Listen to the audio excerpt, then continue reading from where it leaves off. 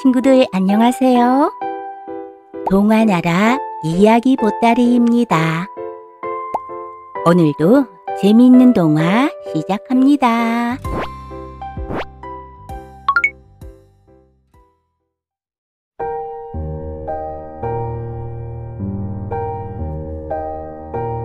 가장 우스꽝스러운 동물. 동물마을 작은 냇물에 개구리 한 마리가 심심해서 장난을 치고 싶어졌어요. 마침 엉금엉금 옆으로 기어다니는 참개를 보며 놀려댔지요. 넌 참 우스꽝스럽게 생겼구나. 왜 뼈가 몸 밖으로 나와 있니? 개구리는 참개의 딱딱한 껍질을 보고는 놀린 거랍니다. 뭐라고? 우스꽝스럽다고? 이런 개구리 녀석이! 잔뜩 화가 난 참개가 개구리의 뒷다리를 확 물었어요. 아야! 개구리가 비명을 질렀어요. 아후, 아파. 그렇다고 깨물 것까지는 없잖아. 성질도 고약하네. 물린 다리를 문지르던 개구리가 문득 돌들 사이로 기어가고 있는 달팽이를 보았죠. 잠깐. 세상에서 제일 우스꽝스러운 건 참개 네가 아니라 바로 저 달팽이야. 쟤는 밤에도 저렇게 집을 짊어지고 다니잖아. 개구리의 말에 참개도 깔깔깔 웃었답니다. 그래. 정말 우습게 생겼구나. 참개는 궁금해서 달팽이에게 다가가 물었어요. 달팽이야. 너는 어째서 무거운 집을 그렇게 메고 다니는 거야? 그러자 달팽이가 대답했죠. 집에 불이 날까봐 걱정이 돼서 그래. 뭐? 누가 너희 집에 불을 지르기라도 한대? 그러자 달팽이는 느릿느릿 반딧불이를 가리키며 말하는 거예요. 쟤네들 좀 봐. 저렇게 불똥을 들고 다니다가 우리 집에 불이라도 붙으면 어떡하니? 참개와 개구리는 듣고 보니 달팽이 말도 맞다고 생각했어요. 그래서 둘은 반딧불이에게 물었지요. 반딧불이야. 너는 어째서 밤마다 그렇게 불장난을 하는 거니? 그러자 반딧불이가 대답했답니다. 불장난이라니? 나는 지금 불장난을 하는 게 아니야. 그럼 어째서 불을 들고 다니냐고. 왜냐하면 말이야. 모기를 이 불로 쫓아버리려고 그러는 거야. 뭐? 모기? 모기가 뭐가 무서워? 모기는 아주 조그맣고 바짝 말랐잖아. 그래. 하지만 모기는 피를 빨아먹고 나쁜 병도 옮긴다고. 그리고 물리면 얼마나 가려운데? 뭐야? 피를 빨아먹어? 반딧불이의 말을 들은 개구리는 무서워서 덜덜 떨었지요. 하지만 참개는 하나도 겁내지 않았어요. 그까진 모기가 뭐가 무서워? 얼마든지 덤벼보라지. 참개의 소리를 들었는지 어디선가 웽 하고 모기가 나타났어요. 웽 누구를 물어줄까? 웽 모기를 본 개구리와 반딧불이는 화들짝 놀라서 도망쳐버렸지요. 하지만 참개는 도망가지 않고 용감하게 참개 굴을 꽉 막고 버텼답니다. 굴 속에 있는 새끼들을 다치지 않게 하기 위해서였죠. 모기는 참개를 따라와서 여기저기 물꽃이 있나 찾아다녔어요. 여기는 딱딱해서 물수가 없네. 여기도 딱딱하고. 녀석은 온통 껍질이 단단하잖아. 우엥. 모기는 참개의 딱딱한 등껍질 때문에 이러지도 저러지도 못하고 앵앵대다가 멀리 가버렸지요. 모기가 날아가 버린 후 도망갔던 개구리가 참개가 있는 곳으로 왔어요. 모기 가버렸지? 이제 안 오겠지? 그래, 이제 안 올 거야. 그런데 개구리야, 너 나보고 세상에서 제일 우스꽝스러운 동물이라고? 아니, 처음엔 네가 제일 우스꽝스럽다고 생각했지. 뼈가 밖으로 나와 있는 것 같으니까. 그래, 그런데 이 딱딱한 껍질 덕분에 모기도 겁내지 않았던 거라고. 응? 그렇지? 참, 그 다음엔 내가 달팽이가 제일 우스꽝스럽다고 했잖아. 네가 아니라. 아무튼 세상에서 제일 우스꽝스러운 동물은 바로 너 개구리야. 모기를 보고는 폴짝폴짝 둥둥 정신없이 도망가던데 아주 우스꽝스럽게 말이야. 친구들을 놀리던 개구리는 그만 부끄러워 얼굴이 빨개지고 말았답니다. 구두장이와 재물의 요정. 옛날 독일 어느 마을에 작은 구두가게가 있었어요. 그 구두가게 아저씨는 뭐가 그리 좋은지 늘 흥얼흥얼 노래를 부르며 즐겁게 일을 했죠. 오늘도 구두 찾는 손님이 오셨어요. 아저씨, 제 구두 다 됐나요? 아, 예. 예쁜 노란 구두 다 됐습니다. 어디? 아유, 발에 잘 맞네요.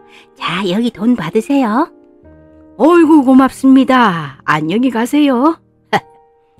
그런데 사실 작은 마을이라 구두를 사는 사람도 많지 않아 아저씨는 돈이 넉넉하지 않았어요. 하지만 항상 웃고 행복해하며 지냈답니다. 그러던 어느 날이었어요. 그 마을을 지나가던 요정이 팔랑팔랑 날아서 구두장이 아저씨를 보고는 구두 가게 위를 빙빙 돌았어요. 저 아저씨는 왜 저렇게 웃고 있을까? 노래도 계속 부르고 말이야. 요정은 궁금해서 사람의 모습으로 변하여 구두 가게로 들어갔어요. 안녕하세요. 어서 오너라. 구두를 맞추려고? 아니요. 아저씨가 하도 행복해 보여서 들어와 봤어요. 이렇게 초라한 가게에서 구두를 만드는 게 그렇게 행복한가요? 나는 지금 아무 불만이 없단다. 그러니 행복할 수밖에. 구두를 많이 파시나 봐요? 오늘은 한 켤레를 팔았지. 예? 고작 한 켤레요? 어휴. 그래도 그걸로 가족들 먹을 빵도 사고 구두 만들 가죽도 사고 이만하면 행복하지. 아, 그렇군요. 근데 만약 돈이 좀 더 많으면 좋을 것 같지 않나요? 아, 그럼 당연하지. 돈이 많으면 더 행복하겠지. 요정은 구두가게 아저씨를 도와주고 싶었어요. 그럼 지금 만들고 있는 구두 한 켤레를 내게 주세요. 대신 5켤레 구두값을 드릴게요. 뭐? 아니, 네가 무슨 돈이 있다고? 요정은 그때야 사실대로 말해주었어요. 사실 나는 재물의 요정이에요. 아저씨가 부지런하고 착하시니 도와드리고 싶어요. 그랬구나. 어이구, 고맙다. 이렇게 많은 돈을 하루에 가져보다니. 아저씨는 너무나 기뻐서 얼른 집으로 달려갔어요. 여보, 어서 나와보구려. 우리 오늘은 맛있는 저녁을 해먹읍시다. 예? 여보, 이게 무슨 일이에요? 오늘 구두를 많이 팔았나 봐요. 아, 그렇게 되었어. 그런데 저녁을 먹고 나자 부인이 이렇게 말하는 거예요. 여보, 저 예쁜 봄옷을 하나 사고 싶어요. 돈이 많이 들어왔다니 한 벌 살까요? 알겠어요. 그렇게 해요. 이번에는 아저씨 딸이 나와서 말했죠. 아버지, 저 인형 하나 사주세요. 네? 호호, 알았다. 내일 인형 사러 가자꾸나. 아이, 신난다. 참, 아빠, 인형 집도 같이 사면 안 되나요? 그러자꾸나. 여보, 우리 이참에 커튼도 새로 사면 좋겠어요. 커튼? 그럽시다. 갑자기 큰 돈이 생기니 가족들이 갖고 싶은 물건을 이것저것 사달라는 거예요. 구두가게 아저씨는 가진 돈을 다 쓰고 빚까지 생겼지 뭐예요. 며칠 후 요정이 구두가게로 다시 찾아왔어요. 지금쯤 구두가게 아저씨가 더 행복해져 있겠지. 그런데 구두가게 아저씨가 노래도 부르지 않고 힘없이 앉아있지 않겠어요? 아저씨, 왜 그렇게 기운이 없으세요? 노래도 안 부르시고. 사실은 갑자기 큰 돈이 생기니 가족들이 이거 사자 저거 사자 하는 통에 돈을 다 쓰고 피까지 졌지 뭐냐. 요정은 힘없이 앉아있는 아저씨가 가여워서 이번엔 구두 10켤레 값을 주고 갔지요. 아저씨는 그 돈으로 당장 빚을 갚고 가족들에게 맛있는 것도 사주었어요.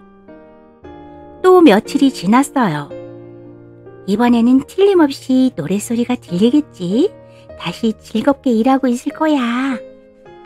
그런데 구두가게에 간 요정은 깜짝 놀라고 말았어요. 아저씨는 노래는커녕 일도 하지 않고 드러누워 있는 거예요. 아니, 아저씨, 어떻게 된 거예요? 왜 누워 계세요? 그러자 아저씨는 일어나 앉아 서랍에서 돈 주머니를 꺼내 요정에게 주었어요. 제발 이 돈을 가져가다오. 난 이제 돈이 무섭단다. 예? 무슨 안 좋은 일이라도 생겼어요? 요정이 깜짝 놀라서 물었어요. 아저씨는 기운 없는 목소리로 말했죠. 돈이 자꾸 생기니까 구두 만드는 일이 재미가 없어졌어. 열심히 하고 싶은 생각도 안 들고 말이야. 게다가 어쩌다 구두가 한 켤레 팔려도 이게 겨우 한 켤레야 하고 생각하게 되고, 전에는 구두 만드는 일이 정말 즐거웠는데 돈이 생기면서 이렇게 됐으니 조금 남은 돈이지만 돌려줄게. 아, 그랬군요. 아저씨를 도와주면 더 행복해질 거라 생각했는데 도리어 아저씨의 행복을 빼앗았군요. 맞아. 그럼 돈을 가져갈 테니 전처럼 행복한 구두 가게가 되어주세요. 그래. 며칠이 지나 요정은 몰래 구두 가게를 엿보러 왔어요. 그러자 예전처럼 아저씨의 노래소리가 들려왔죠. 야호! 아저씨가 다시 행복해졌네. 내가 재물의 요정이라 돈이 많아야 행복해질 거라고 생각한 게 잘못이었어. 요정은 혼자서 흐뭇한 미소를 지었답니다. 앵무새의 후회. 옛날 먼 나라 어느 마을에 앵무새 한 마리가 있었어요. 앵무새 주인 나다는 앵무새를 정말 예뻐했지요. 참 예쁘기도 하지. 게다가 또 얼마나 똑똑한지 말이야. 나단의 말대로 앵무새는 분홍색 몸에 푸른 머리털을 가진 아름다운 새였어요. 그리고 다른 앵무새들처럼 사람 말을 잘 따라하는 것뿐 아니라 자신의 생각까지 말할 수 있는 새였지요. 어느 날 나단이 논에서 일을 하고 있을 때였어요. 이웃집 사람의 송아지가 들어오더니 나단의 논을 마구 밟고 다니지 뭐예요. 화가 머리 끝까지 난 나단은 몽둥이로 송아지를 쳐서 내쫓는다는 것이 그만 송아지를 죽이고 말았어요. 어휴, 이거 큰일 났네. 이 옆집 사람이 알면 난리 날 텐데. 나단은 송아지를 들쳐 메고 와서 집안 창고에 숨겨 놓았어요. 다음 날이 되자 이웃 사람이 찾아왔어요. 여보게 나단, 혹시 자네 우리 송아지 못 봤나? 응? 난 못 봤네. 나단은 시치미를 뚝 떼고 모른 척했죠. 이웃집 사람은 한숨을 쉬며 송아지를 찾으러 나갔어요. 바로 그때였어요. 앵무새가 포르르 날아올라 빨랫줄에 앉아서 이렇게 말하는 거예요. 아저씨네 송아지는 우리 주인님이 죽여서 창고에 숨겨놓았어요. 이웃집 사람이 깜짝 놀라서 창고를 열어보니 죽은 송아지가 천에 덮여 있었죠. 나단, 이게 뭔가? 왜 우리 송아지를 죽인 거야? 무슨 소리를 하는 거야? 그 송아지는 내일 내가 육포를 만들려고 사다 놓은 것이네. 자네 송아지가 아니란 말이야. 나단은 여전히 거짓말로 시치미를 떼었죠. 이웃집 사람이 고개를 갸웃거리는데 앵무새가 다시 한번 제잘거렸어요. 아저씨네 송아지는 우리 주인님이 죽여서 창고에 숨겨놓았어요. 옆집 사람은 앵무새의 말을 믿어야 할지 나단의 말을 믿어야 할지 총잡을 수가 없었어요. 안 되겠네. 법정에 가서 판결을 내도록 하세. 누가 옳은 소리를 하고 있는지 말이야. 그날 밤 나단은 밤하늘의 별을 보며 고민에 빠졌어요. 이를 어떻게 하지? 계속 발뺌을 하다가 들킬 것 같은데. 곰곰 생각하던 나단이 좋은 생각이 났어요. 옳거니 그러면 되겠다. 나단은 앵무새를 잡아서 큼직한 노쇠 항아리에 넣었어요. 그리고 항아리 입구를 천으로 막았죠.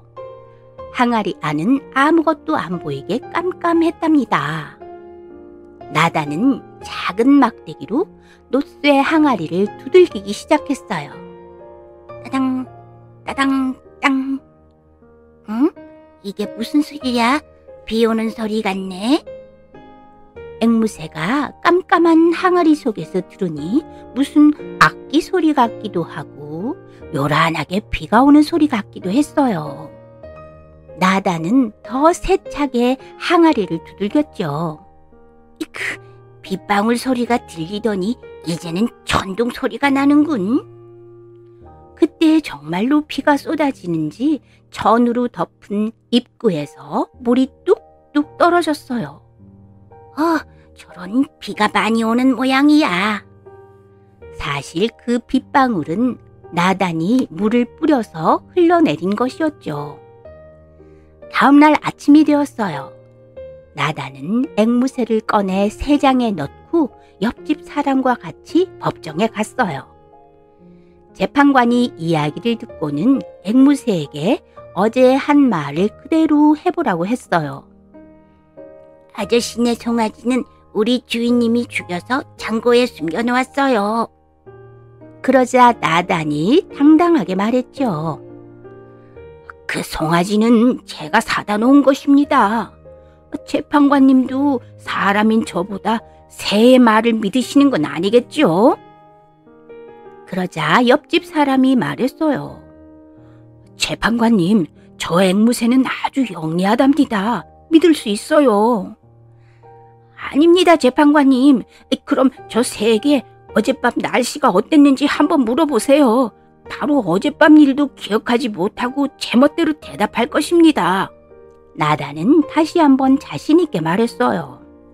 앵무새야, 지난 밤에 날씨가 어땠는지 기억하고 있느냐? 물론이에요. 어젯밤에는 아주 비가 많이 왔지요. 가끔씩 천둥 소리도 요란하게 들렸답니다.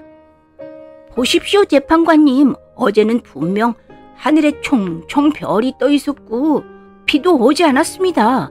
그런데 저 녀석은 비가 왔다고 거짓말을 하고 있네요.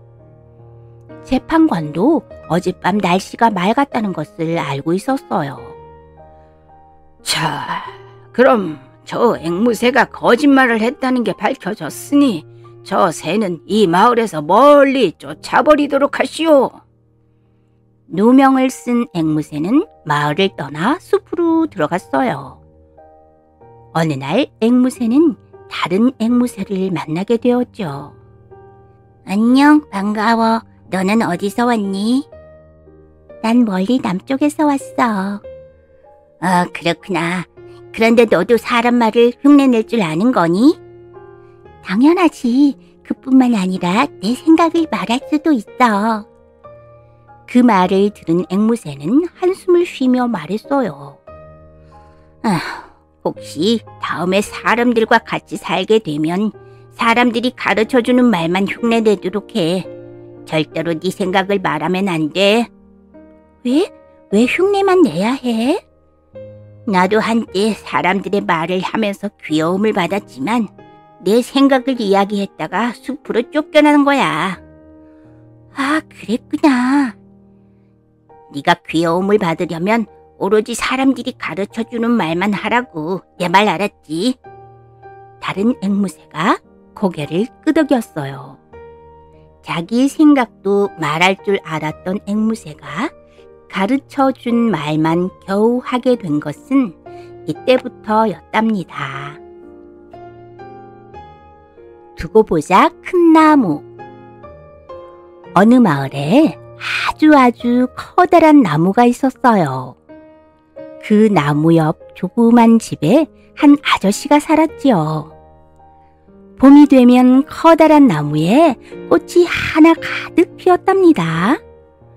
아이고, 예쁘기도 하구나. 어머, 향기도 정말 좋네. 지나가는 마을 사람들이 모두 예쁜 꽃을 보며 감탄했어요. 하지만 주인 아저씨는 나무를 보고 전혀 좋아하지 않았죠.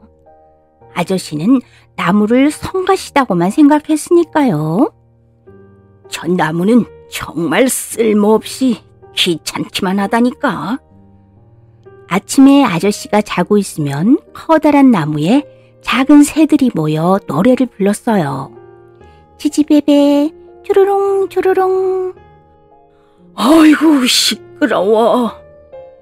잠이 깬 아저씨는 잠옷바람으로 뛰어나가 나무를 걷어차며 말했지요. 아휴, 어디 두고 보자. 투덜대며 집으로 돌아간 아저씨는 다시 잠을 잤답니다. 낮에 햇볕이 좋으면 아저씨는 빨래를 했어요. 하지만 커다란 나무 그늘 때문에 빨래가 바짝 마르지 않았죠. 그러면 아저씨는 또 나무를 걷어차며 말했어요. 어디 두고 보자. 어느 날은 나무 아래에서 차를 마시고 있는데 찻잔에 뭔가가 뚝 떨어지는 거였어요. 어이구, 이게 뭐야? 새똥이잖아. 아저씨는 화가 나서 나무를 걷어차며 말했죠. 어디 두고 보자. 여름이 되어 아저씨는 시원한 나무 그늘에 그물 침대를 매달고 낮잠을 자고 있었어요. 한숨 푹 자고 일어났는데 아저씨 머리 위에 뭔가 이상한 느낌이 들어 거울을 보았어요. 그랬더니 글쎄 털복숭이 애벌레들이 꼬물꼬물 기어가고 있는 거였죠. 이런. 놀란 아저씨가 얼른 머리를 털었어요. 이놈의 나무 어디 두고 보자. 가을이 되자 커다란 나무에 탐스러운 빨간 열매가 주렁주렁 열렸어요. 보기만 해도 군침이 꿀꺽 돌았지요. 그 열매를 본 이웃 꼬마들은 아저씨 몰래 살금살금 다가왔어요. 이놈들! 저리 가지 못해! 아이들은 놀라서 후다닥 달아나고 아저씨는 빨간 열매를 소쿠리에 하나 가득 따서 담았지요. 날씨가 제법 쌀쌀해져서 커다란 나무에서 마른 잎이 떨어졌어요. 그런데 낙엽은 쓸어도 끝없이 떨어졌지요. 에휴, 이놈의 나무 어디 두고 보자. 아저씨는 그렇게 투덜거리고는 쓸어놓은 마른 잎을 태워 고구마를 구웠답니다. 겨울이 되어 눈이 내리면 아저씨는 집 앞에 눈을 치웠어요. 휴, 다 됐다. 아저씨가 길에 눈을 다 쓸고 한숨을 돌리는데 커다란 나무에서 아저씨 머리 위로 눈덩이가 툭툭 떨어져 내렸지요. 뭐야? 어휴. 얼굴이 시뻘개진 아저씨는 또 나무를 걷어차며 말했어요. 어디 두고 보자. 그러자 눈덩이가 툭툭툭 떨어져서 아저씨 몸 위로 쑥 쌓이고 말았죠. 더는 못 참겠어. 이놈의 나무. 아저씨는 집으로 들어가 톱을 들고 나왔어요. 화가 머리 끝까지 난 아저씨는 커다란 나무를 쓱쓱 베어버렸지요. 이제 커다란 나무가 있던 자리에는 잘려버린 나무 밑둥만 남아있게 되었답니다. 에이, 속이 다 시원하다. 아저씨는 아주 통쾌했지요. 다음에 봄이 되었어요. 하지만 아저씨는 봄이 된 것도 몰랐어요. 나무에 아름다운 꽃이 피지 않았기 때문이었죠. 그리고 아저씨는 달마다 늦잠을 잤어요.